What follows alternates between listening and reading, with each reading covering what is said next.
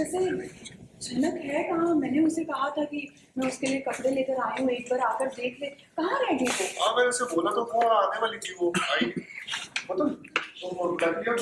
जी दादा। निजुमा, मैं ऐसा नहीं चाहता।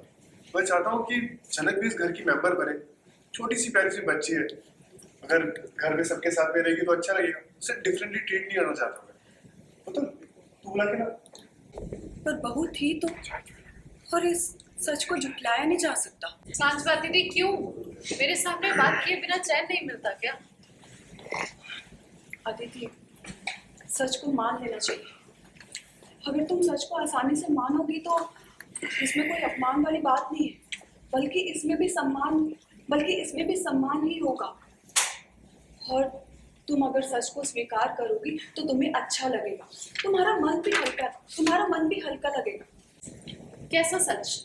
आप कहना चाहते हैं कि एक लड़की जिसने खुद को ऋषि पे थोप दिया वो इस घर की बहू थी और मैं इस चीज को एक्सेप्ट कर लूं?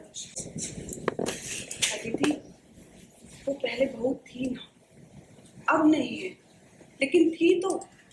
वरना तुम्हारे बाबा ऐसे ही उसे इतनी आसानी से नहीं नकारते।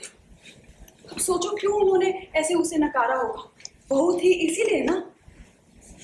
देखो अगर कोई चीज एग्जिस्ट करती है तभी उसे नकारा जा सकता है।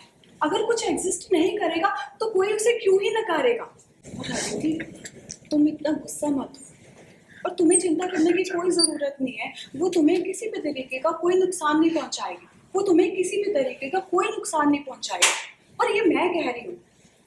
और प्लीज अपना मन थोड़ा हल्का रखने की कोशिश किया कर। देखना, उसके बाद ना तुम्हें ये मैटर भी हल्का लगने लगेगा। जिसमें लाइफ में प्रॉब्लम्स होती है ना, उसे समझ आता है, वो समझ नहीं पाती। बिल्कुल अदिति, तुम बिल्कुल सही कह रही हो, और मैं तुम्हारी इस बात से बिल्कुल सहमत हूँ। जिसकी प्रॉब्लम होती है, जिस पर बीतती है, वही अपनी प्रॉब्लम के बारे में अच्छे से जानता है। उसी को अपनी प्रॉब्लम की गहराई के बारे में पता होता है। लेकिन ये भी सच है, अगर तुम अपने परिवार के साथ रह रही हो, अगर किसी को अपनी प्रॉब्लम के बारे में बताओगी तो हो सकता है कि कोई तुम्हें उस प्रॉब्लम का सॉल्यूशन बता दे।